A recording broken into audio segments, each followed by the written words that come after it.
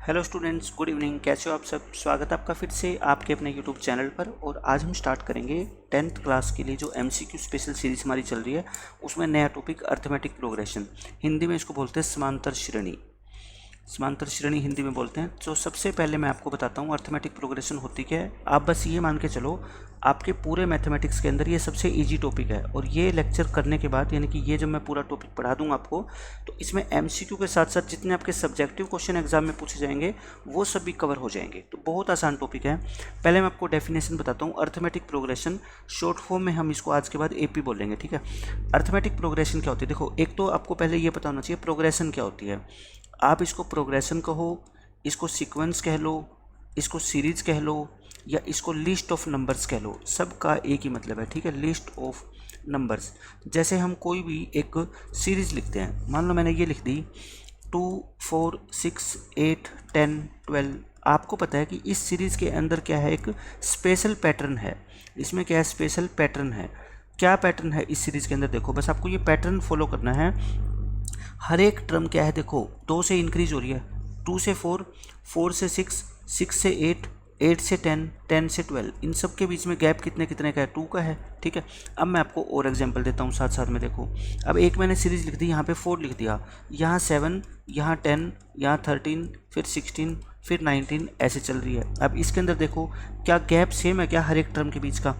इनका गैप कितना है? आप कहोगे जी 3 गैप है, इसमें भी 3 है, इनका गैप भी 3 है, इनका गैप भी 3 है, इनका गैप भी 3 है। तो ये गैप सारा क्या है आपका? सेम है। तो ऐसी सीक्वेंस को हम क्या बोलते हैं? अर्थमेटिक सीक्वेंस या अर्थमेटिक प्रोग्रेशन बोलते हैं, जिनमें एवरी 2 कंजुगेटिव टर्म्स का जो गैप होता है वो क्या होता है आपका? सेम होता है, ठीक है। अब आप कहोगे ये भी नंबर देखो बढ़ रहे हैं और ये भी नंबर बढ़ रहे हैं, तो क्या ऐसा ज़रूरी होता है क्या कि एपी के अंदर नंबर बढ़ने चाहिए? मैं कहता हूँ नहीं, ऐसा ज़रूर नहीं होता। ऐसी भी एपी हो सकती है 20, 16, 12, 8, 4, 0, -4, -8, -12। अब इसमें देखो क्या हो रहा है। इसमें आप अगर ध्यान से देखोगे तो हर एक नंबर 4 से कम हो रहा है, ठीक है। 20 थे पहले, 16 हो गया, 16 से 12 हो गया, मतलब कि गैप कितने कितने का कहोगे आप? इसमें -4 का गैप कहोगे। यानी कि अगर कोई सीक्वेंस घटती है तो गैप क्या होगा? नेगेटिव। अगर बढ़ती है तो गैप क्या होगा? पॉजिटिव। बस आप ये ध्यान रखो, ठीक है। ये है। तो ये सारे के सारे गैप क्या है? हमारे सेम हैं। अगर ये गैप सेम है, अगर क्या है आपके गैप्स सेम हैं, तो इस सीक्वेंस को हम क्या बोलेंगे? एपी बोलेंगे। बस पहचान एपी की यही है कि अगर ये सारे के सारे गैप सेम है तो हम क्या बोलेंगे? इसको एपी। जैसे मैं आपको एक एग्जांपल देता हूँ। मान लो मैं ये कह दूँ 1 का स्क्वायर, 2 का स्क्वायर, 3 का स्क्वायर और 4 का स्क्वायर। बताओ क्या ये सीक्वेंस जो बनेगी वो एपी बनेगी? तो हम डायरेक्ट नहीं बता सकते कि ये एपी बनेगी या नहीं बनेगी। पहले हम इसको सोल्व करेंगे। 1 का स्क्वायर आप सभी जानते हो 1 होता है, 2 का स्क्वायर कितना होता है? 4, 3 का स्क्वायर कितना होता है? 9, 4 का स्क्वायर कितना होता है? 16। अब आप बताओ खुद ही, क्या ये सीक्वेंस एपी है? आप झट से कह दो कि ये एपी नहीं है, क्योंकि इनका बीच का गैप कितना है? 3, और इनके बीच का गैप कितना है? देखो 5, और इनके बीच का गैप कितना है? 7। तो it is not an AP. It is not an AP. आपको सब कुछ समझ आएगा, मैं बिल्कुल डिटेल के अंदर आपको बताता हुआ चलूँगा। तो ये एपी नहीं है। तो आपको ये तो पहचान होगी कि एपी कौन सी सीक्वेंस होती है और कौन सी नहीं होती। जिनमें ये सारे गैप सेम होंगे वो तो एपी होगी, और गैप सेम नहीं हुए तो वो एपी नहीं होगी, ठीक है। तो आपको इस चीज़ का खास ध्यान रखना है। अच्छा, अब हम कहते हैं, अब हम बात करेंगे पूरे चैप्टर के अंदर किसकी? एपी की। हमारा चैप्टर तो एपी का है, अर्थमेटिक प्रोग्रेशन है, समांतर श्रेणी। मैंने एक सीक्वेंस लिख दी 3, 7 और मान लो 11, 15 और 19। ये सीक्वेंस है। ये क्या है? एक एपी है, क्योंकि सारे गैप आप चेक कर सकते हो क्या है? सेम है। अब इसके अंदर क्या क्या टर्म्स यूज होगी पहले मैं आपको वो बताता हूँ, ठीक है।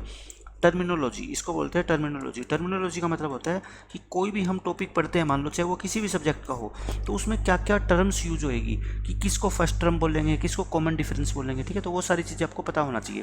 पहले आती है फर्स्ट टर्म। फर्स्ट टर्म तो आपको देखते ही पता लग गया कि पहली जो टर्म होगी उसी का नाम क्या होता है? फर्स्ट टर्म होता है, ठीक है। फिर आता है common difference. Common difference, common difference क्या होता है? मैंने आपको बताया कि हर एक टर्म के बीच का जो गैप है वो क्या है? सेम है। देखो 3, 7, 11, 15, ये गैप, इनके बीच का गैप कितना है? 4। ये भी कितना? 4। ये भी कितना? 4। जो ये गैप होता है ना, इसी को हम क्या बोलते हैं? Common difference. शॉर्ट फॉर्म में क्या बोलेंगे? सीडी। कॉमन डिफरेंस कितना बता दो? यहाँ पे 4 का है, ठीक है। कॉमन डिफरेंस हो गया। अब मैं आपको ये बताना चाहता हूँ बस कि हमेशा हम फर्स्ट टर्म को क्या लिखेंगे, एपी के अंदर ए लिखेंगे। फर्स्ट टर्म को क्या लिखा जाता है, ए से लिखा जाता है। कॉमन डिफरेंस को आप लिख देना क्या, स्मॉल डी। कॉमन डिफरेंस को डी और फर्स्ट टर्म को ए, ये फिक्स है। आप किसी भी बुक में पढ़ोगे तो फर्स्ट टर्म को वहाँ पे आपको ए लिखा हुआ मिलेगा और कॉमन डिफरेंस को क्या लिखा हुआ मिलेगा, डी। ठीक है, तो एक तो ये ए और डी का अब आप मतलब समझ गए होगे। अब आप मेरे को बस ये बताओ, अब मैं आपको इतने आसान तरीके से समझाऊंगा एपी कि आप बहुत सारे क्वेश्चन का आंसर सिर्फ क्वेश्चन को पढ़ के ही दे पाओगे।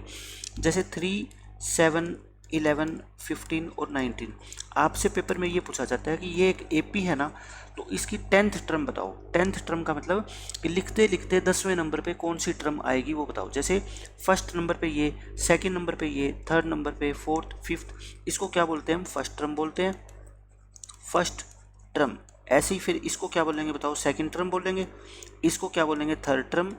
ये क्या होएगी आपकी फोर्थ टर्म, और ऐसे ही ये सीक्वेंस चलती रहेगी। ये क्या होएगी, फिफ्थ टर्म।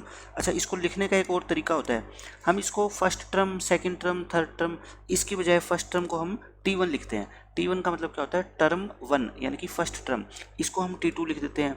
ये T3 है, ये T4 है, ये T5 है। ठीक है, मैं आज के बाद इसको T1, T2, T3 ऐसे बोलूँगा। अच्छा, चाहे आप T1 बोल दो इसको, चाहे इसको दूसरे तरीके से क्या बोल सकते हो आप, इसको A1 भी बोल सकते हो। ठीक है, A1, A2, A3, A4, A5 यानी कि T1 या A1 दोनों का मतलब एक है, T2 या A2 दोनों का मतलब एक है, T3 कह लो या A3 कह लो, T4 कहो या A4, T5 कहो या A5। यानी कि ये तो लिखने का एक तरीका है, दोनों का एक ही मीनिंग है। चाहे आप A2 लिख देना, चाहे T2 लिख देना, कोई आपका क्वेश्चन गलत नहीं करेगा। ठीक है, ये मतलब है। अब मैं जो चीज़ आपको समझाना चाहता हूँ वो ये है, देखो इसको बस ध्यान से समझ लो, आधा AP आपका ख़त्म हो जाएगा। मैंने एग्जाम्पल लिया AP का, क्या 3, फिर 7, फिर 11, 15, 19 और ऐसे ऐसे ये चलती रहेगी। ठीक है, ये एक AP है। इसमें अब आप मेरे को ये बता दो, ए क्या है, ए क्या होती है आपकी, फर्स्ट टर्म होती है। ए होती है फर्स्ट टर्म, तो ए की वैल्यू कितनी है, 3। टी क्या होता है आपका, कॉमन डिफरेंस। कॉमन डिफरेंस को मैं शॉर्ट फॉर्म में CD लिखता हूँ। कॉमन डिफरेंस कैसे निकालते हैं, बस आप ये बता दो। अगर मैंने क्या बताया, ये टर्म्स की वैल्यू बढ़ती जा रही है तो कॉमन डिफरेंस की वैल्यू प्लस में आएगी, और अगर कम होती जा रही है तो माइनस में आएगी। निकालते कैसे हैं, आप इस 7 में से ये 3 माइनस कर दिया करो। ठीक है, बस 7 में से 3 माइनस करो, आंसर कितना आएगा आपका 4। अच्छा, आप चाहे 7 में से 3 माइनस करो, चाहे 11 में से 7 माइनस करो, चाहे 15 में से 11 करो, चाहे 19 में से 15 करो, सभी का आंसर क्या आएगा, 4 ही आएगा। लेकिन आपको ये नहीं करना कि 19 में से 11 माइनस कर दो, नहीं।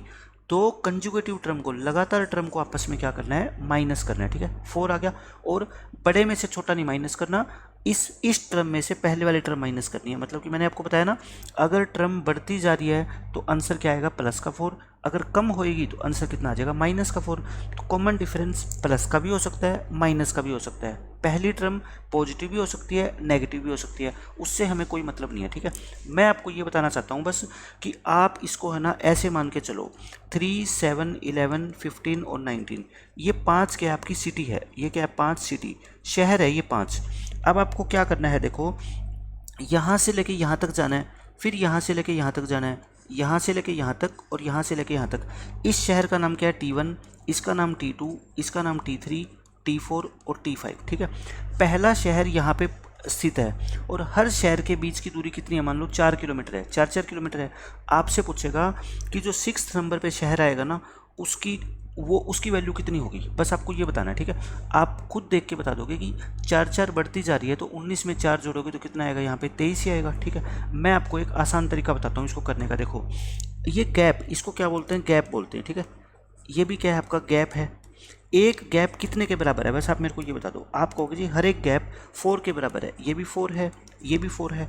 अगर आपको सेकंड टर्म पे पहुंचना है, आपको कहाँ पे पहुंचना है, सेकंड टर्म के ऊपर, तो फर्स्ट टर्म को तो लिख दो आप। ठीक है, इसमें कुछ क्या करेंगे, हम हमेशा ऐड करेंगे। अगर आपको सेकंड टर्म पे पहुंचना है तो फर्स्ट टर्म लिख देना आप 3, इसमें ऐड करेंगे।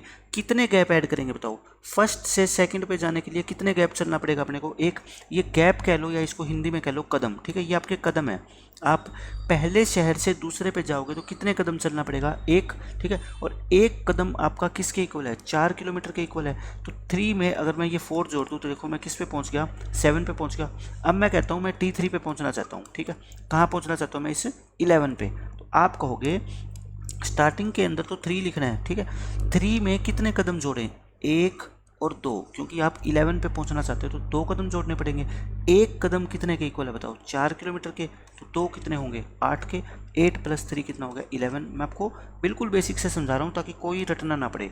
T4 मैं कहता हूँ कोई भी टर्म निकालनी हो ना, फर्स्ट टर्म तो आप लिखा ही करो, ठीक है, लिख दिया फर्स्ट टर्म। T4 पे पहुँचने के लिए कितने कदम चलने पड़ेंगे, 1 2 और 3 कदम चलने पड़ेंगे। 3 कदम चलो और हर कदम किसके इक्वल है 4 किलोमीटर के, तो 12 किलोमीटर आपको चलना पड़ेगा। 3 में प्लस कर दो तो कितना हो गया आपका 15। देखो आ गया ना 15, वही ऐसे ही आप कहोगे T5 निकालनी है तो आप क्या करोगे, 3 तो लिखो ही लिखोगे, प्लस कितने कदम चलने पड़ेंगे 4 कदम। भाई पहली के बाद 4 कदम चलोगे तभी तो 5 पे पहुंचोगे ना, और एक कदम कितने के इक्वल है 4 के, तो ये आपका कितना आएगा 19। ऐसे आपकी चलती रहेगी, ठीक है। अब आप इसको पैटर्न को ऑब्जर्व करो कि ये कैसा पैटर्न है।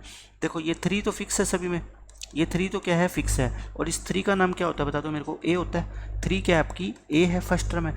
ये देखो ये 2 ये 3 ये 4, इसको छोड़ो, ये 4 तो फिक्स है ना, देखो ये 4 ये 4 ये 4 और ये 4, इस 4 को क्या बोलते थे हम, डी बोलते थे क्या, इस 4 को हम क्या बोलते थे डी। अब यहाँ पे हमने क्या क्या मल्टीप्लाई किया, बस आप ये देख लो, यहाँ पे डी को हमने किससे मल्टीप्लाई किया है 1 से, यानी कि 1 से मल्टीप्लाई करोगे, ए प्लस में 1D हो गया। यहाँ पे हमने a प्लस में t को किससे मल्टीप्लाई किया है 2 से, a प्लस में 2d। यहाँ पे हमने क्या किया है a प्लस में 3d किया है। यहाँ पे हमने क्या किया है a प्लस में 4d किया है। आप खुद देख लो a प्लस ये कितना है d, और d को किससे मल्टीप्लाई किया है 4 से, तो a प्लस 4d। अब आप खुद आपका फॉर्मूला बना लो अपने दिमाग से। देखो हमने जब T2 निकाला, T1 को तो क्या बोलते हैं हम a बोलते हैं, ठीक है, फर्स्ट टर्म तो क्या होती है a। जब हमने T2 निकाला तो हमने क्या किया, a में एक गैप जोड़ दिया। T3 निकाला, ए में 2 गैप जोड़ दिए हमने, ठीक है। T4 निकाला तो ए में हमने क्या जोड़ दिए 3 गैप जोड़ दिए। अगर T5 निकाला तो ए में आपने क्या कितने गैप जोड़े 4 गैप जोड़े। बस यही मैं आपको बताना चाहता हूँ कि अगर मान लो आपको T2 निकालना हो, ए तो फिक्स है, ठीक है, डी के साथ मल्टीप्लाई करना है क्या, उससे एक कम, 2 निकालना है तो 1D, 3 निकालना है तो 2D, 4 निकालना है तो 3D, 5 निकालना है तो 4D, ठीक है। तो ये आपको अब रटना नहीं पड़ेगा, मैंने आपको समझा दिया कि ऐसा क्यों होता है। अब हम किस पे आते हैं, जो सबसे इम्पोर्टेंट चीज़ अब आती है वो होती है nth term, nth term of N A P, किसी भी AP की nth टर्म। nth का मतलब 5वीं टर्म, 6ठी टर्म, 10वीं, 20वीं, ऐसे कोई भी आपसे टर्म पूछेगा, ठीक है। जैसे मान लो मैंने ये कहा आपको AP मैंने क्या ली 3, 7, 11, 15, 19 एंड सो ऑन, ये एक AP है। आपसे पेपर में पूछा जाएगा फाइंड इट्स 15th टर्म।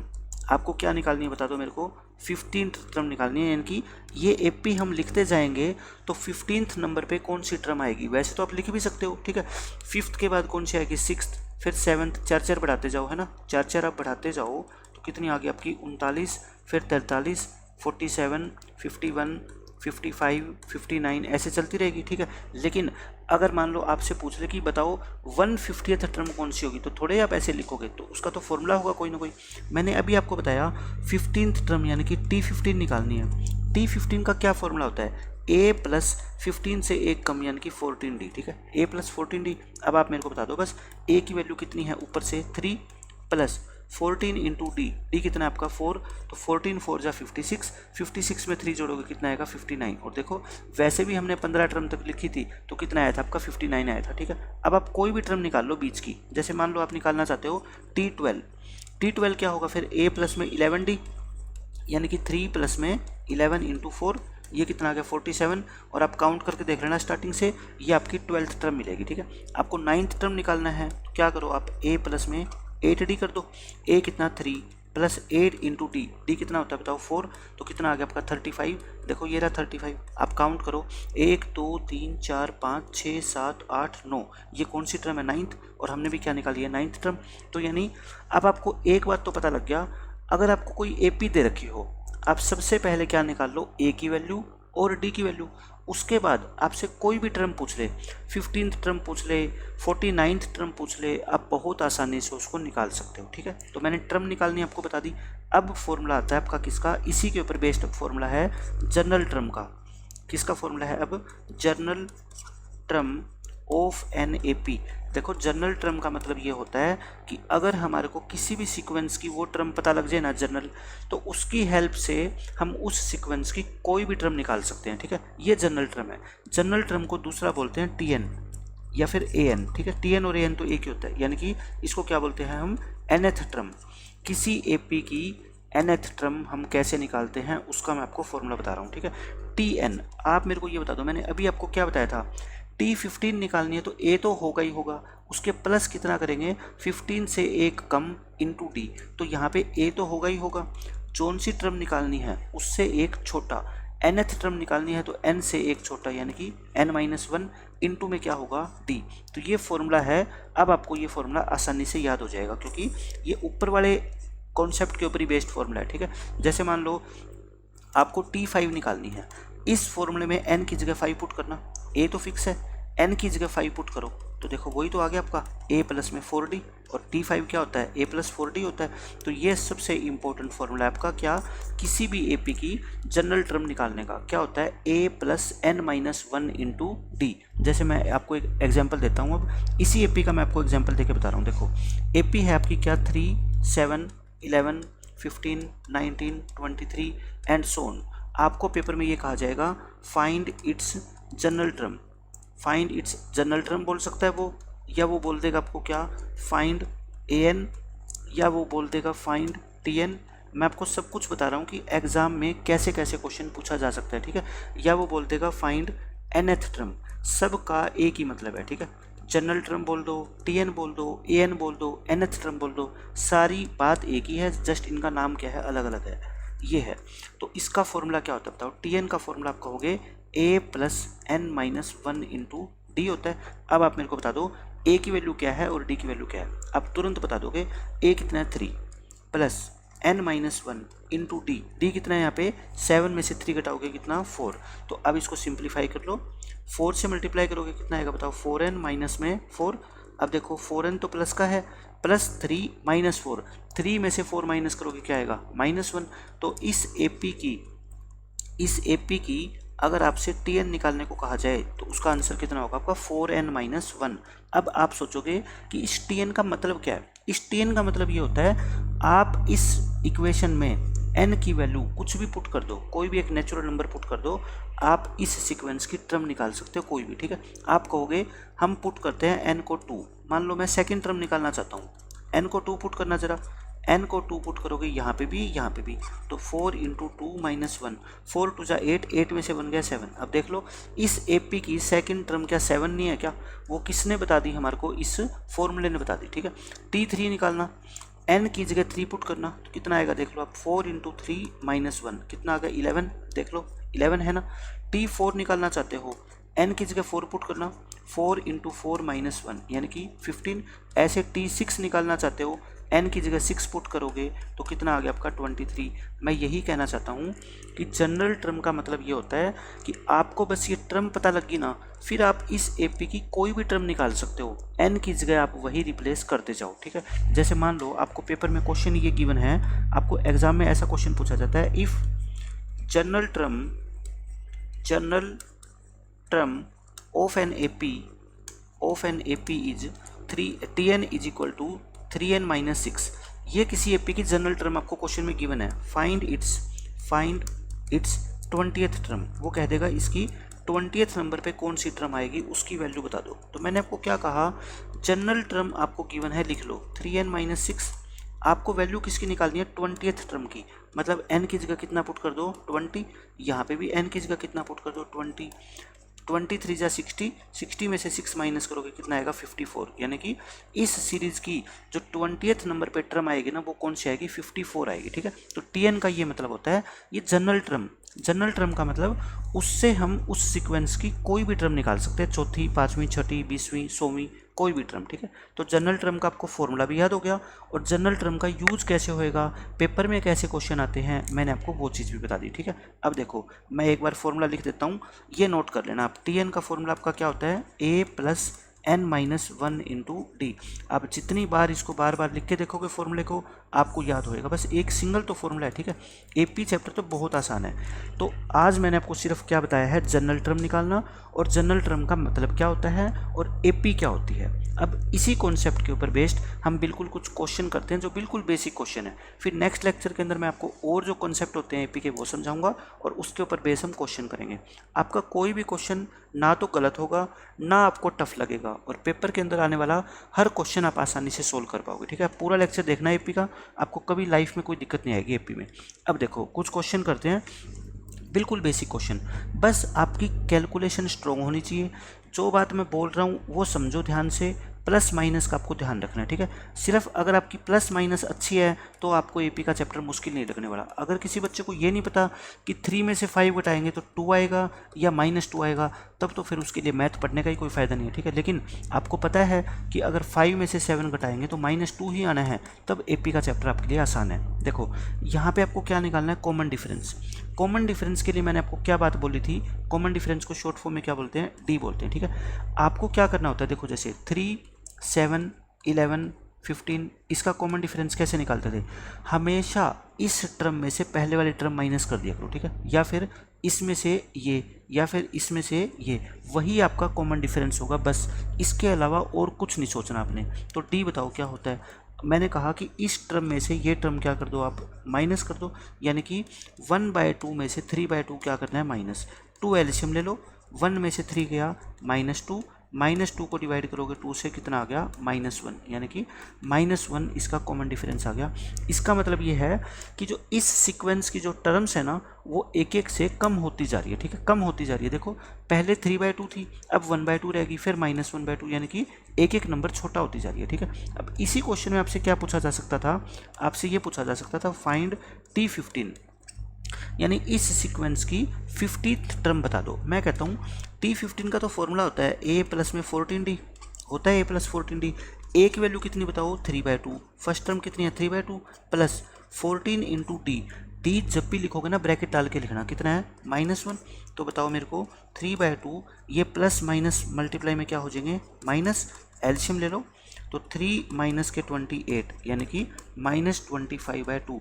अगर आपसे T15 पूछ लेता तो -25/2 इसका आंसर आ जाता है। यानी कि अगर आपको कोई एपी गिवन है उसकी कोई भी टर्म आपसे पूछ सकता है, वो T15, T20, T30, आपको ए और डी की वैल्यू पता होनी चाहिए और आपका क्वेश्चन खत्म, ठीक है। कैलकुलेशन आपकी साफ सुथरी देखो होनी चाहिए, उसके अलावा चैप्टर आपका बिल्कुल भी मुश्किल होने वाला है नहीं है। अब देखो नेक्स्ट क्वेश्चन। अब ऐसा क्वेश्चन पेपर में एमसीक्यूज के अंदर एक आपका 100% पूछा जाएगा, जिसमें आपसे ये पूछा गया है कि which of the following sequences is an AP. इन 4 में से कौन सी सीक्वेंस एपी है। मैंने क्या डेफिनेशन बताई एपी की, सिंपल एक ही डेफिनेशन होती है, हर एक 2 कंजुगेटिव टर्म का डिफरेंस क्या होना चाहिए, सेम होना चाहिए। बस आप ये डिफरेंस देख लो। आप मेरे को ये बताओ इन दोनों का डिफरेंस कैसे निकालते हैं, इसमें से ये माइनस करते हैं। हमेशा ध्यान रखना लास्ट वाली टर्म में से पहले वाली टर्म को क्या करेंगे, माइनस। तो आप कहोगे कि मैं अलग अलग करके दिखाता हूँ। 2 में से कई बच्चे क्या करते थे, 2 - 2 लिख देते हैं, आंसर 0। मैं कहता हूँ 2 में से अपने को 2 थोड़े माइनस करना है, -2 को माइनस करना है, तो क्या लिखोगे, 2 में से माइनस करना है अपने को -2, यानी कि डिफरेंस कितना आ गया, 4। लेकिन एक डिफरेंस से काम नहीं चलेगा, नेक्स्ट भी निकाल के देखना। इसमें से ये माइनस करोगे तो देखना -2 में से माइनस करोगे 2, तो ये तो -4 आ गया। ये डिफरेंस 4, ये -4, लेकिन डिफरेंस तो सेम आना चाहिए, तो इसका मतलब ये तो एपी आपकी नहीं है, ठीक है, खत्म। अब देखते हैं अपन सेकंड देखो 1 1, इन दोनों का डिफरेंस कितना, 0, इनका डिफरेंस कितना, 0, लेकिन इनका डिफरेंस कितना, 1, तो ये भी एपी नहीं है। डिफरेंस हमेशा क्या रहेगा आपका, सेम रहेगा। आप मेरी बात ये ध्यान से सुन लो, ठीक है। अब नेक्स्ट देखो, नेक्स्ट के अंदर देख लो आप खुद ही, इनका डिफरेंस कितना, 2, इनका डिफरेंस कितना, 6, इसमें से ये माइनस करोगे कितना आपका, 18। क्या ये डिफरेंस सेम है, आप कहोगे जी सेम नहीं है, तो ये भी एपी नहीं है। इसका मतलब 4th ऑप्शन अपना टिक कर देना, ये क्या है, एपी। अब मैं आपको बता भी देता हूँ कि ये एपी कैसे है। देखो लिख लो इसको, -10 -6 -2 +2। आप मेरे को बताओ कॉमन डिफरेंस हम कैसे निकालते हैं। आप कहोगे जी ये T1 होती है, ये T2, ये T3, ये T4 ऐसे होती है। तो हम T2 में से क्या करते हैं, T1 माइनस करते हैं, यानी कि -6 में से हम माइनस करेंगे कितना, -10। तो -6 प्लस 10, 10 में से 6 गए 4। आप खुद ही देख लो, ये इस जो सीक्वेंस की टर्म है वो कम हो रही है या बढ़ रही है? आप कहोगे जी बढ़ रही है, क्योंकि -6 बड़ा होता है, -2 बड़ा होता है -6 से, 2 बड़ा होता है -2 से, यानी कि इंक्रीजिंग ऑर्डर में है, तो डिफरेंस क्या आएगा? हमेशा ही पॉजिटिव आएगा। आप इसमें से ये माइनस करोगे तब भी कितना आएगा? 4। इसमें से ये माइनस कर लेना तब भी कितना आएगा? 4। तो ये सीक्वेंस हमारी क्या है? AP। सिर्फ आपको डिफरेंस सेम ढूंढना है, जिसमें डिफरेंस सेम आ जाए वही आपकी क्या होगी? AP होगी। और जितनी आप प्रैक्टिस करते जाओगे तो इस क्वेश्चन का आंसर आप ओरली बता सकते थे कि ये सारी कोई भी AP नहीं है और ये क्या क्लियरली आपकी AP है। अब देखो नेक्स्ट क्वेश्चन क्या है, ऐसा ही बिल्कुल सेम ये क्वेश्चन है। मैं आपको सारे के सारे क्वेश्चन करा दूंगा जो आपके एग्जाम में पूछे जाएंगे, ठीक है। अब देखो इसमें आपसे पूछा है कि कौन सी सीक्वेंस AP है। पहली सीक्वेंस तो देख के ही आप बता सकते हो। देखो इनका गैप 2 और इनका गैप कितना? 4। जब ये दोनों गैप सेम नहीं है तो आगे से हमें कोई मतलब ही नहीं है, ये AP नहीं होगी। ये देखो ऐसी सीक्वेंस तो कभी भी AP नहीं होती कि एक में इसमें एक बार 2 है, इसमें 2 बार, इसमें 3 बार, ठीक है। क्योंकि देखो इन दोनों का आप गैप निकालना, मेरे को बताओ कितना आएगा? 0.22 में से आप 0.2 माइनस करते हो, ऐसे ही माइनस करते हो ना, 0.02। इसका आंसर आ गया आपका कितना? 0.02। इसमें से ये माइनस करना, यहाँ तो मैं आपको माइनस करके दिखा रहा हूँ, लेकिन पेपर में तो आपको पता ही लग जाएगा कि ये गैप आपका सेम आने वाला नहीं है। लेकिन कैसे नहीं है सेम, मैं वो बता रहा हूँ आपको। इसमें से ये माइनस करो 0.22, अच्छा इसके पीछे 0 लगा दो, कोई फर्क नहीं पड़ता। कितना आ गया देखना, इसका आंसर ये आ गया। क्या ये और ये वैल्यू सेम होती है? क्या आप कहोगे बिल्कुल नहीं होती। इसका मतलब ये AP कभी भी नहीं होगी, ठीक है। ये भी कभी नहीं होती, क्योंकि देखो 1 3 5 7 ये तो AP में है नो डाउट, लेकिन इसका स्क्वायर कर देंगे तो देखो 1 ये 9 होएगा, ये 25 होएगा, ये 49 होएगा। ये क्या AP है? आप कहोगे नहीं है, it is not an AP, क्योंकि मेरे को गैप सेम दिख ही नहीं रहा। गैप कभी कम है कभी ज़्यादा। देखो इनका गैप कितना बताओ? 8। इनका गैप कितना है आपका? 25 में से 9 घटाओगे 16। इसका गैप कितना है? 24। ये गैप सेम थोड़ा ही है, ठीक है। तो फिर एक ही ऑप्शन बच गया आपका, ये क्या है? AP है। AP कैसे? आप खुद चेक कर लो भाई, आप माइनस करके तो देख सकते हो ना। 5/2 में से 2 माइनस करो, 5/2 होता क्या है? 2.5 होता ना। 2.5 में से 2 माइनस करोगे 0.5, 3 में से 2.5 माइनस करोगे 0.5, ये 3.5 होता है। 3.5 में से 3 माइनस करोगे 0.5। सारे गैप क्या है? सेम। तो ये क्या है? एक AP है, ठीक है। अच्छा ये AP है, इससे कुछ भी पूछ सकता है आपकी। ये AP देके आपसे पूछ लेगा इसकी T10 बताओ। T10 का फॉर्मूला क्या होता है? A + 9D। A कितना है बताओ? फर्स्ट टर्म कितनी है? 2 प्लस में 9 × D। D कितना है? 0.5। 0.5 का मतलब क्या होता है? हाफ होता है। 9/2 यानी कि 4.5, तो कितनी हो जाएगी आपकी? 6.5। यानी कि ये सीक्वेंस आप लिखते जाओगे तो 10th नंबर पे जो टर्म आएगी वो कितनी आएगी आपकी? 6.5 आएगी। तो इस तरह से आपको सब चीज़ों का पता होना चाहिए कि क्वेश्चन पेपर में कैसे पूछा जा सकता है। अब देखो आपका नेक्स्ट क्वेश्चन, ये बिल्कुल बेसिक क्वेश्चन है। मैं पहले लेक्चर में आपको सारे बेसिक सिखा दूंगा ताकि आपके फॉर्मूले आसानी से याद हो जाए। The 10th term of the AP this is, आपको इस AP की 10th टर्म बतानी है। आप बस क्या करो, पहले A लिख लो, ठीक है। ये तो मैं सब्जेक्टिव पेपर के लिए बता रहा हूँ, अदरवाइज तो आप ओरली निकाल सकते हो इस क्वेश्चन का आंसर। A क्या होता है? First term. फर्स्ट टर्म कितनी है बताओ? 2। D क्या होता है? Common difference. कॉमन डिफरेंस कैसे निकालते हैं? बस आप अपने आप से हर बार ये सवाल पूछ लिया करो, ठीक है। आप कहोगे T2 में से T1 माइनस करते हैं, यानी कि 7 में से 2 माइनस करो 5। अब आप फॉर्मूला लगा दो T10 का। क्या फॉर्मूला होता है? A तो I आएगा, 10 से एक छोटा 9 × D, तो कितना आ गया आंसर बताओ? A कितना? 2 प्लस 9 × D। D कितना? 5। 9 5 जा 45, 45 में 2 जोड़ोगे कितना आएगा आपका? 47। ये इस क्वेश्चन का क्या है? आपका आंसर है। आंसर आ जाएगा सीधा 47। अब ये देख लो क्या कहता है। ये अब अच्छे क्वेश्चन आते हैं कि आपसे ये पूछा जाएगा कि which term of the AP this. देखो ये एक AP दे रखी है, इस AP की -81 कौन सी टर्म होगी। मतलब कि मैं आपसे ये पूछूं, मैं पहले आपको इजी पूछता हूँ क्वेश्चन। देखो 21 18 15, मैं अगर आपसे पूछूं इस AP की कौन सी टर्म होगी 6, which term of this AP। पहले मैं आपको आसान एग्जांपल देता हूँ, ठीक है। Of this AP will be 6। कहने का मतलब आप इस AP को लगातार लिखते जाओ तो 6 कहाँ पे आएगा? तो आप कहोगे जी 21 18 15, 3 कम हो रहे हैं ना, 3 कम करते जाओ। ये कितना आएगा? 9। ये कितना आएगा? 6। तो देखो ये T1 है, ये T2, ये T3, T4, T5, T6।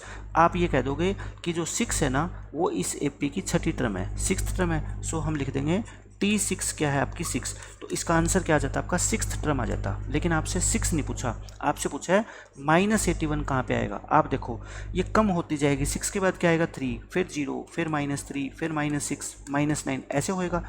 -81 कभी ना कभी तो आएगा, लेकिन कौन से नंबर पे आएगा आपसे ये पूछा है, लेकिन आपको पता नहीं है। जब भी कोई चीज़ मैथ में अपने को पता नहीं होती, छोटी क्लासों में अपने को सिखाया जाता है अलजेब्रा में, उसको क्या मान लो x मान लो, एपी में उसको क्या मानेंगे n मानेंगे। मान लो ये इस एपी की टर्म है और कौन से नंबर पे आती है, nth नंबर पे आती है, मतलब n की वैल्यू कुछ भी हो सकती है, ठीक है। तो इसको क्या बोलते हैं अपन, tn बोलते हैं, इसको क्या बोलते हैं tn, यानी कि जो टर्म nth नंबर पे आती है उसको tn ही बोला जाता है ना। तो ये हमें नहीं पता कौन से नंबर पे आती है, मैंने मान लिया कि अगर ये इस AP में आती है ना तो ये nth पोजीशन पे आती है, यानी कि ये इसका नाम क्या है, tn है, जनरल टर्म है। tn का फॉर्मूला बता दो अब क्या होता है, आप कहोगे जी a + n-1 इंटू डी होता है। a की वैल्यू कितनी है क्वेश्चन से देख के बता दो आप मेरे को, 21 + n-1। यहाँ पे बच्चे मैक्सिमम बच्चे गलती करते हैं, डी यहाँ पे क्या है देखो नेगेटिव है ना, 18 में से 21 घटाओगे। अब बच्चे क्या करते हैं, ब्रैकेट नहीं लगाते और यहाँ पे -3 लिख देते हैं, लेकिन वो गलत हो जाएगा ना, क्योंकि ये इसका मतलब तो ये हुआ कि आप इसमें से माइनस कर रहे हो, लेकिन माइनस थोड़ा ही है, इसके साथ डी क्या होता है, मल्टीप्लाई होता है, आप देख लो, ठीक है। तो हमेशा डी को जब भी लिखो और नेगेटिव आ जाए तो ब्रैकेट लगा के लिखा करो, ठीक है, ताकि गलती ना हो। अब आगे सोल्व करने का क्या तरीका होता है, इस क्वेश्चन को देखो, इस 21 को पहले उधर भेज दो, ठीक है, ये तो ऐसे ही रखो आप, इसको तो आप ऐसे ही रखो, इस 21 को माइनस उधर भेज दो, तो कितना आ गया बता दो आप मेरे को, माइनस और ये माइनस होकर कितना आएगा आपका 102। अब देखो ये माइनस से माइनस दोनों तरफ क्या कर दो आप, कैंसिल कर दो, दोनों तरफ से माइनस कैंसिल हो गया। 3 को नीचे भेज दो, n-1 कितना आएगा 102/3 यानी कि 34। तो हमें तो n निकालना है, ये -1 उधर आके क्या होएगा +35। कहने का मतलब ये है जो ये -81 है ना, ये इस AP की 35th टर्म है, यानी कि 35वें नंबर पे आएगी, और यही आपसे पूछा है। जब भी कभी आपसे ये पूछ रहे ना कि एक AP दे दी और कोई टर्म दे दी आपसे और ये कहता है कि ये टर्म कौन से नंबर पे आएगी, तो आप उसको हमेशा क्या मान लिया करो, tn मान लिया करो। tn का फॉर्मूला रख दो, a और d की वैल्यू आपको गिवन है ही, यहाँ से आप क्या निकाल सकते हो, n निकाल सकते हो बहुत आसानी से, ठीक है। ऐसे ऐसे मैं आपको बहुत क्वेश्चन कराऊंगा, ये तो पहला क्वेश्चन था और आपकी प्रैक्टिस हो जाएगी खूब अच्छे से। अब देखो बिल्कुल सेम वही क्वेश्चन है, यहाँ पे क्या कहता है, which term of the AP वही है पिछली बार वाली, विल बी 0, कौन सी टर्म 0 होगी, यानी कि इसको लिखते जाओ 0 आएगा, लेकिन कौन से नंबर पे आएगा, 5वें, 6ठे, 7वें, 8वें, आपको वो बतानी है। मैंने क्या कहा था, अगर ये निकालना हो कि कौन से नंबर पे 0 आएगा, आप क्या कर लो, कह लो nth नंबर पे आएगी 0, ठीक है। tn मान ली, tn का फॉर्मूला क्या होता है, a + n-1 इंटू डी होता है, इक्वल टू 0 है। a की वैल्यू कितनी है इस क्वेश्चन से आप खुद बता दो, a की वैल्यू है 21 + n-1 इंटू डी कितना है -3। हमेशा d को आदत डाल लो, ब्रैकेट के अंदर लिखना है, नहीं तो गलत हो जाएगा क्वेश्चन, ठीक है। ये अभी मैंने क्या बताया, इसको इधर रखा करो आप, +21 है, उधर आगे क्या हो जाएगा आपका -21 हो जाएगा, दोनों तरफ ये माइनस से माइनस काट दो, तो 3 × n-1 कितना हो गया 21। 3 को नीचे ले जाओ, 3 डिवाइड में हो जाएगा तो कितना आएगा 7, लेकिन 7 तो n-1 की वैल्यू है ना, n कितना होगा फिर 7 + में 1 यानी कि 8। तो ये जो 8वें नंबर पे आप लिखोगे ना तो क्या आएगी 0 आएगी। मैं प्रूफ भी करके बता देता हूँ आपको, देखो AP है कितनी 21, 18, 15, आप खुद देख लो, 3 कम हो रही है ना, तो 3 और कम कर दो, फिर 3 कम कर दो, फिर 3 कम करो, फिर 3 कम करो और फिर 3 कम करो, 0 आ गई। कौन से नंबर पे 0 आ गया आप खुद काउंट कर लो, 1 2 3 4 5 6 7 8, 8वें नंबर पे 0 आई, और हमने भी क्या निकाली है कि nth नंबर पे 0 आएगी, मतलब n की वैल्यू कितनी है 8। तो जो 0 है इसकी कौन सी टर्म है, 8th टर्म है। आपसे ये भी पूछा जा सकता है 0 is which term of this AP, कि 0 जो है वो इस AP की कौन सी टर्म है। बात तो एक ही है कि कौन सी टर्म 0 होगी या 0 इसकी कौन सी टर्म है, दोनों का एक ही मतलब है, ठीक है। ये तो है ऑब्जेक्टिव क्वेश्चन, पेपर के अंदर ये क्वेश्चन सब्जेक्टिव आएगा तब भी आपको ऐसे ही करना है, बिल्कुल सेम, ठीक है, कोई चेंज नहीं करना। लेकिन ज़रूरी नहीं है कि जो वो टर्म देगा वो हमेशा उस AP की कोई ना कोई टर्म आएगी। अब आप मेरे को बताओ, ये 3 कम होती जा रही है, इसके बाद क्या आएगा -3, फिर -6, फिर -9। आप मेरे को बता दो क्या 5 इस AP की कोई टर्म होगी क्या? मैं कहता हूँ बिल्कुल नहीं होगी, क्योंकि 6 के बाद सीधा क्या आएगा आपका 3 आएगा। तो आपसे ये पूछा जा सकता है कि क्या 5 इस AP की कोई टर्म होगी? आपको कैसे पता लगेगा कि 5 इस एपी में आएगी या नहीं आएगी? मैं तो कहता हूँ मान लो आएगी, और कौन से नंबर पे आएगी? nth नंबर पे आएगी। कौन से नंबर पे आएगी? nth नंबर के ऊपर। अब आपको क्या करना है, Tn का फॉर्मूला रखना है, फिर से वही a plus n minus 1 into D, और a कितना है आपका 21। जो भी टर्म आपको निकालनी हो कि ये कौन से नंबर पे आएगी, आप उसको n मान लो, Tn मान लो, ठीक है। d कितना है -3। अब आप मेरे को बताओ, ये माइनस होएगा, उधर आके कितना होएगा -16, माइनस से माइनस कट गया, 3 नीचे आ जाएगा। अब आप बताना क्या यहाँ से n की वैल्यू एक नेचुरल नंबर आएगी? भाई आप ये कैसे कह सकते हो कि जो टर्म है वो 4.5 नंबर पे आएगी या 6.6 नंबर पे आएगी? वो तो एक नेचुरल नंबर होएगा ना। आप कहते हो क्लास में आपकी पोजीशन कौन सी है, आप ये कहोगे मेरी पोजीशन फर्स्ट है, सेकंड है, थर्ड है, फोर्थ है। ये थोड़े कहोगे कि मेरी पोजीशन 4.5 है या 6.7 है, ऐसे तो नहीं कह सकते ना। तो ये एक नेचुरल नंबर नहीं है, this does not belong to natural number. तो अगर आपका आंसर n का नेचुरल नंबर आए तो आप कह देना कि ये उस नंबर की टर्म है, और नेचुरल नंबर नहीं आए तो आप कह देना कि इस एपी को चाहे आप लिखते जाओ उसमें 5 कहीं पे भी नहीं आएगा। आप खुद देख लो, 6 के बाद 3 आ गया तो 5 कहाँ आया? 5 तो आया नहीं ना। तो ऐसे क्वेश्चन भी आपके सब्जेक्टिव पेपर में पूछे जाते हैं। आज के लेक्चर में मैंने आपको एपी का बिल्कुल बेसिक बताया, आपको समझ आ गया होगा। आगे आने वाले हर लेक्चर के अंदर मैं सारा आपको बेसिक बताऊंगा ऐसे ही, और सारे के सारे हम ऑब्जेक्टिव क्वेश्चन सोल्व करेंगे। लेकिन ऑब्जेक्टिव के साथ साथ मैं ये बताऊंगा कि अगर सब्जेक्टिव में ये क्वेश्चन आएगा तो आपको पेपर में कैसे करना है, ठीक है। आज के लेक्चर में बच्चों इतना ही रखते हैं, मिलते हैं नेक्स्ट लेक्चर में। तब तक के लिए पढ़ते रहिए, खुश रहिए, बाय बाय, टेक केयर।